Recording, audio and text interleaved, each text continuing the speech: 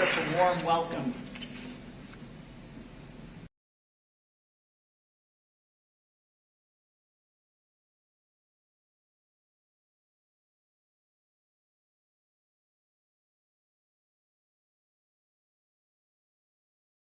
Tremendous.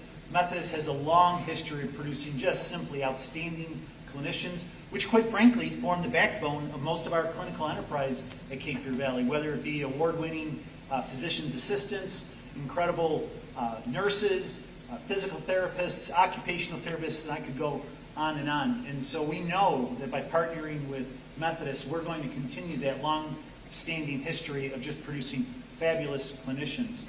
And Stan, you hit on the reasons for this medical school. Number one in our mind is population health. Everyone here knows that we've got our challenges, but the data is very clear.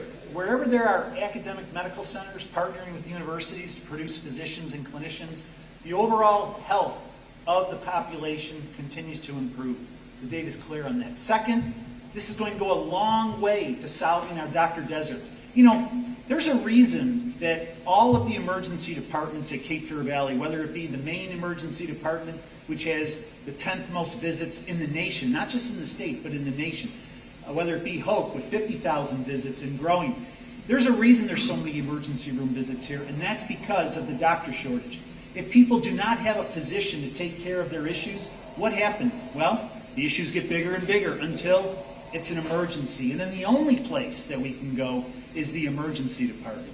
And then as Stan mentioned, an economic engine. Michael Waldron at NC State, when we commissioned him to produce the study, estimated that almost $750 million of economic activity in our region. We're so proud to be partnering on all fronts of this. The integration that already exists between Methodist and Cape Fear Valley is real, and this is just going to continue to grow. It will make Cape Fear Valley a better hospital than it is today because the academics will begin to play a significant role into our hospital operations. And quite frankly, that's something that we covet. So thank you. I would be remiss if I didn't say thank you to our Board of Trustees. Our Board of Trustees has been very courageous.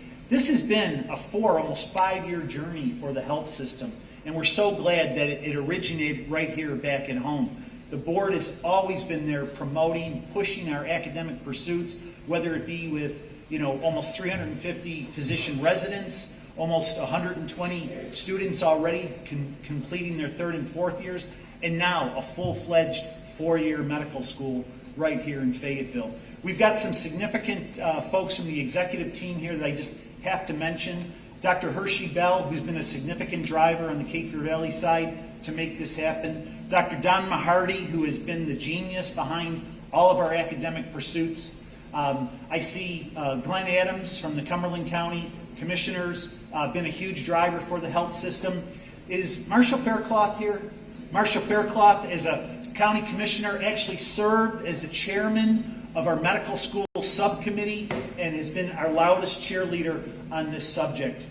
Very proud of all of the work. I see Alicia Marks as our chairwoman of the Cape Fear Valley Health System. Alicia has been not only an important member of the board, she's been a personal supporter, and I'm eternally grateful for all of that. I see other members of the board, Ms. Tammy Thurman. Tammy, thank you for all of your support and work and effort here.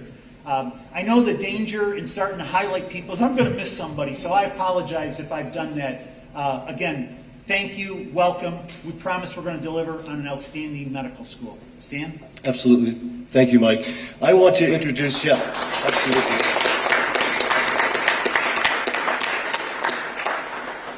I'd like to introduce our board chair, Dr. Rakesh Gupta.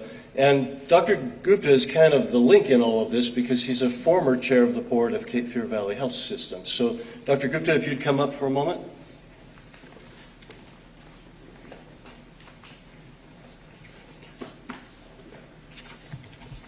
So if I sound terribly excited and jumping up and down, please forgive me. Good afternoon, everybody. Good afternoon. Today is really, truly a wonderful day, February 27, 2023. I hope we can write this in our records. Elected officials, Commissioner Adams, Marshall Faircloth, Johnny Dawkins I see in the back, on behalf of the trustees at MU that are in attendance, Mr. Mac Healy, our past chair, Dr. Mary Lynn Bryan, Mr. Harvey Wright, Mr. Tim Richardson, our current vice chair, and Mr. Bill West and Reverend Gil Weiss, and all the others that could not be here in person. I wish to extend a hearty welcome to all of you gathered here. If I get long-winded, again, please spare me a minute. It is truly a distinct pleasure of mine and an honor to be here today and to witness the birth of the concept of a medical school. Right here in Fayetteville, and for MU to be a full partner, leading this effort, I could not be more proud. I also fully understand that I stand on the shoulders of many that I have named and others that have preceded me but have not been named. They contributed to the rich heritage at Methodist University. In that context, Dr. Elton Hendricks, who played an incredible role in the formative years of Methodist, I thank you. A day that I had not envisioned when I was chair at Cape Fear Valley 15 years ago. That is when we had Mr. Mike Nagowski interview with us. A very young Mr. Nagowski, but brimming with energy and rearing to get an opportunity to go. He's still very young, but now with a different and a broader vision for the health system, a system that has progressively grown over time to neighboring counties and, more importantly, with a focus on medical education and residency training. Thank you, Mike, for your leadership and energy. I also could not have envisioned when we did the search for a president at Methodist University 5 years ago. And Dr. Stan Worden interviewed with us and accepted the opportunity to lead MU. He talked to us about being a differentiator and a leader, especially with reference to higher education. He brought a wealth of experience and balance. He too brings the same energy and visionary approach, which is now on a journey to have a dream that we hope will materialize and culminate in a medical school. So thank you, Stan, for your leadership and your energy. This venture will likely change the trajectory at MU, the opportunities that will come with it for students in all spheres of education. Not only just here, but throughout the nation that students travel from, and for the future of our community at large. This will truly put us on the map. I can say with confidence that there is no greater privilege and responsibility than the one that comes with getting your medical degree, to be called a doctor, and then to practice the art of medicine, to hold the hand of a patient or a family member, to look in one's eye and say, I'm here to help you. And I will do everything possible to make your loved one better. And for that education to begin at MU and at Cape Fear Valley Health System, wow. And for me to be amid all this, just to be a catalyst, I almost have goosebumps. So to have this opportunity come our way, and for a while we thought it may not happen. I believe we are joined by destiny to take this to the next phase. I'm incredibly grateful to our board for their support and look forward to the day the first class of med students will walk into the building and wear a white coat that will bear the name of two organizations, MU and Cape Fear Valley Health. I hope to be around and witness that opportunity in the near future. Thank you for this day. Thank you for being here. My congratulations to both of you, two leaders that are here on this lectern that have undertaken this responsibility. The Provost, Dr. Suzanne Blum-Malley, Dr. Hershey Bell, the cabinet on both sides, and both teams that have and will be working on this joint venture. Thank you for being here this afternoon. I am truly excited.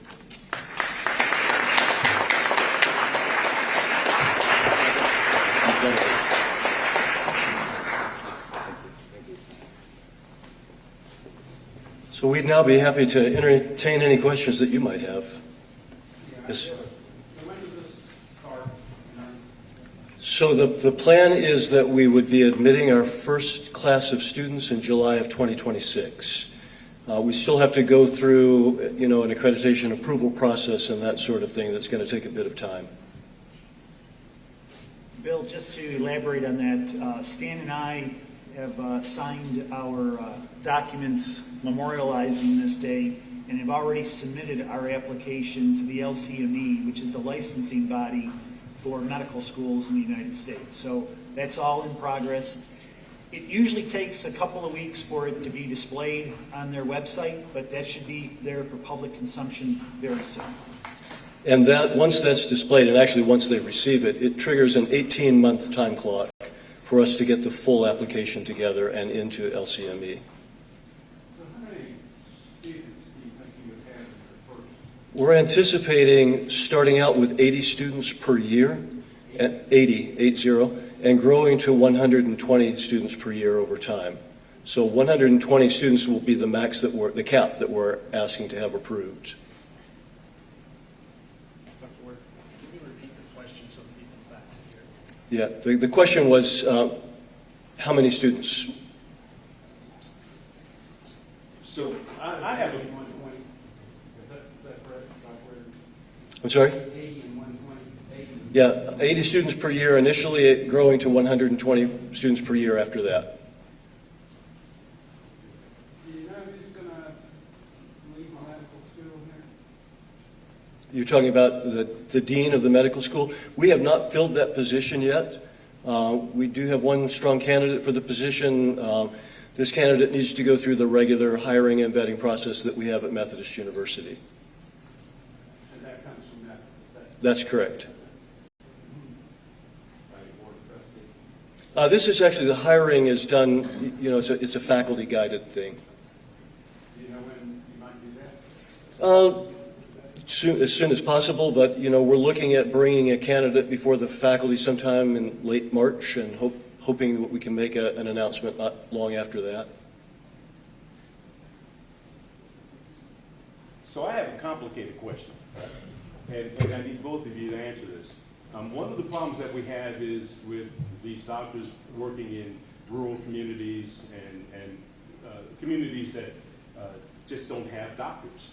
And there's a lot of rotation. I speak from experience. Right now, I do not have a primary care physician. For 25 years, Dr. Eugene Wright and Dr. Reuben Rivers, they were my primary care physicians. And Dr. Wright was on the staff at the Cape Fear Valley Medical Center. They stayed in that community for 30 years until they retired or moved on. Since then, over the past 5 years, I've had 3 different doctors, white doctors, who have done their time and moved on and left the black community. So this is a diversity question. First of all, was FSU ever considered a possibility for this partnership? And Dr. Weirden, talk about the diversity here at Methodist University to fill that gap. Okay. So Gilbert, great question. And as you said, one of the primary purposes of this medical school is to fill that very gap, right?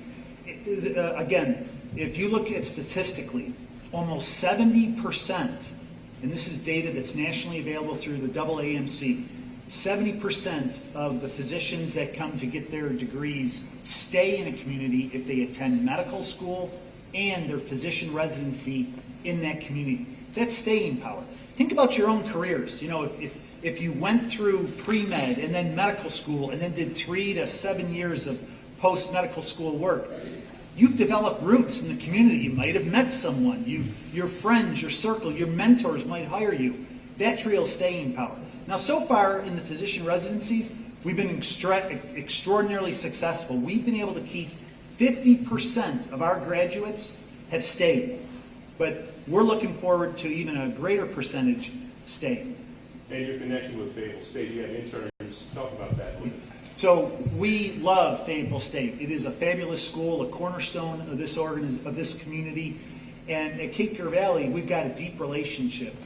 Most recently, we just kicked off an entire new program related to their internships and trying to find these young professionals opportunities to have jobs and stay in the community. Now, the medical school, right? A key part of this is trying to have people in our community be qualified to get into medical school. And FSU is going to play a very important role in this. As a matter of fact, I think it's later this week, we actually are headed over to FSU with some of our doctors to begin conversations with Chancellor Darrow about meeting with them to see what is their pre-medical curriculum and how do we help them continue to strengthen and enhance it. So we're excited about the potentials with FSU.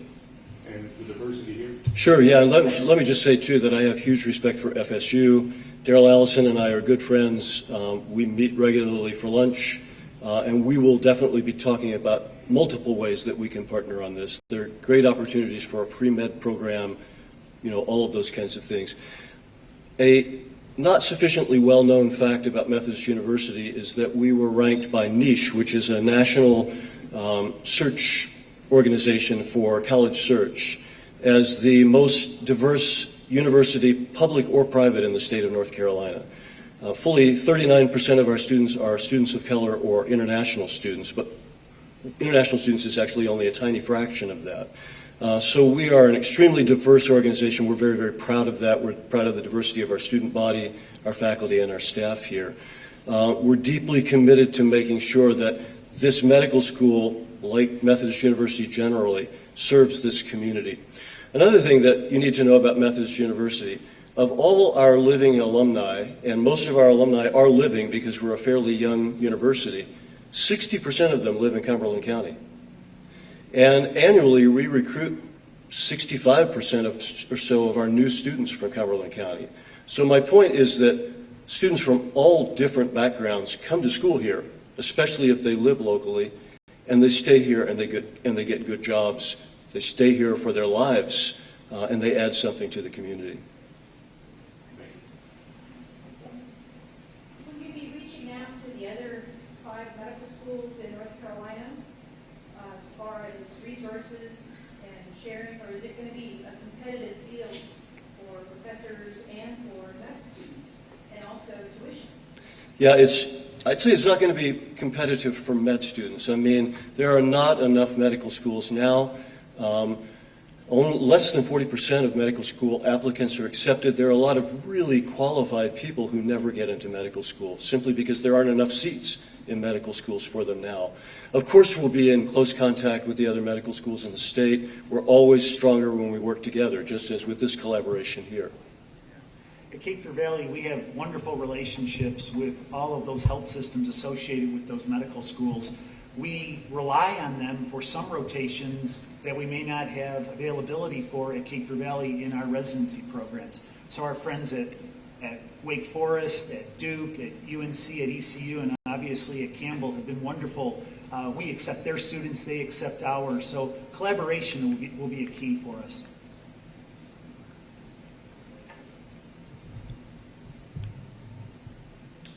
Any other questions?